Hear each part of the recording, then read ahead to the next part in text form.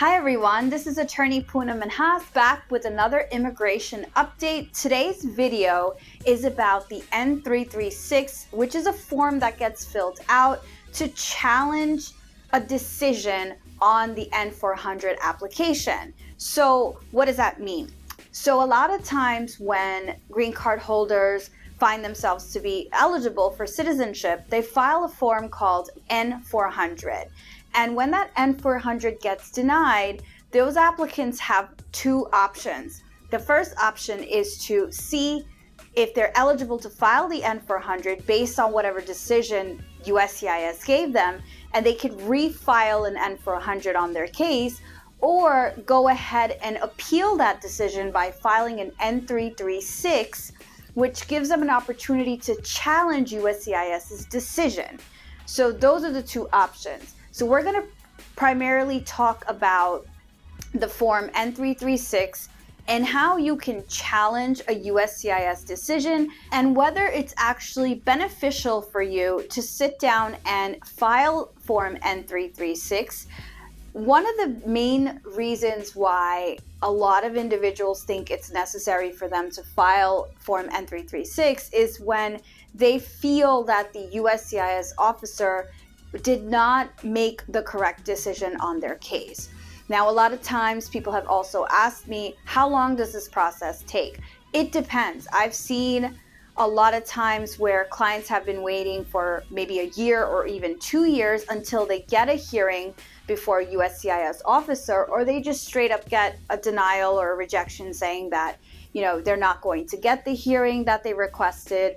And then from there, it goes maybe to a district court for further appeal. But to really understand when is the right time to file the N336 is when you see whether you have strong evidence to show that USCIS actually made a mistake.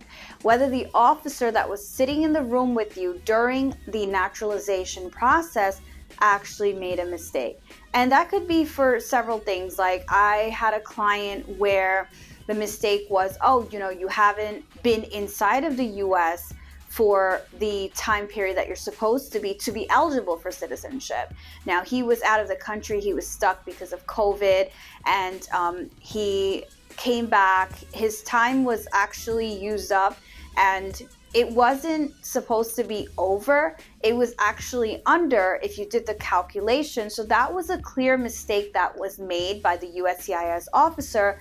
And therefore we were able to submit documentation to show that. And he ended up getting his hearing within 30 days. So that is a possibility that you can hear back from a USCIS decision sooner than later. But there was also another person who ended up waiting 2 years because he was confused with someone else. Every time he would travel, his fingerprints matched up with somebody else who was also the same name as him. So, that turned into a major issue, and that had to be explained to the USCIS officer why there is such a discrepancy in the criminal matter, which makes the client actually eligible for citizenship versus not eligible. So those type of things you have to take a look at.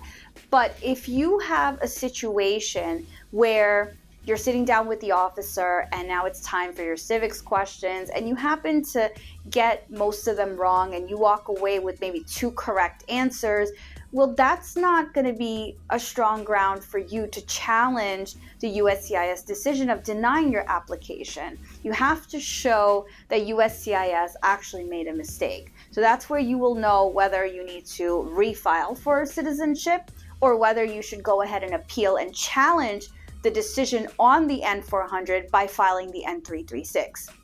Now, by regulation, USCIS is supposed to give you a hearing within 180 days, but that's not always the case. As I mentioned before, there are different scenarios, and every case is just handled on a case-by-case basis. Just because you filed an application doesn't mean that USCIS is going to get to it right away. But the usual process is once you file the N336 within 30 days, there is a time frame. So within 30 calendar days, that N336 must be filed if that's the decision you made to challenge the decision on the N400 with supporting evidence. The stronger the evidence, the better for your claim. And once you file it, then you'll eventually get a receipt notice anywhere from 4 to 8 weeks. It might take a little longer, and sometimes you may even get the receipt notice earlier. So that's the process, and you may end up waiting a long time. It depends on your claim. Now, for the N336, when you do end up getting an interview, it's not really a hearing. It's an interview in a room, just like what was similar to what you did at your naturalization interview.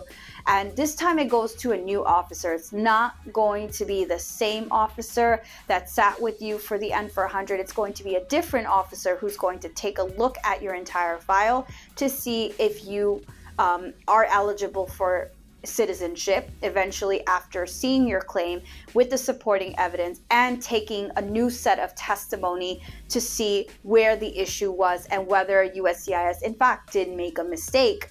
And then you will eventually, once you win that N336 or get approved, then you will eventually see a oath ceremony that would come in, and then you get sworn in as a US citizen. So that's really the process. It ends up being such a lengthy process. Some people also need to make sure they understand that when you are deciding whether to file an N336 or whether to refile an N400, you have to sit down, evaluate the case, and see whether you now need to wait longer to even file the N400 because you may not be eligible. But in some cases, if you failed the English language test, or you got a couple of questions wrong, and you're like, what, I'm going to study this time. I'm going to file the application, and I'm going to really study, and I'm going to memorize everything. I'm going to get everything down. So in that basis, okay, you can go ahead and file another N400. Remember, you have to file a new fee unless you meet the requirement to ask for a fee waiver. But you have to now go in and refile this whole thing, study hard, and eventually see if you are able to pass the citizenship exam, if that was the only issue that came up. But if there's other adverse factors, then I recommend that you sit down with an experienced immigration attorney to go over your case in its entirety to see whether you're eligible for the N336, for the N400, or maybe you should wait a little and just hang on to your green card and maybe give it an X amount of time. Let me just give you an example. If you have like a continuance presence issue and you're not really supposed to file for citizenship because you're not eligible, then you have to wait maybe if you fall under the exception. But again, you may want to sit down with an immigration attorney to see if that is possible. So pretty much this entire video was about whether or not it would be wise to file an N336 after you get an N400 denial.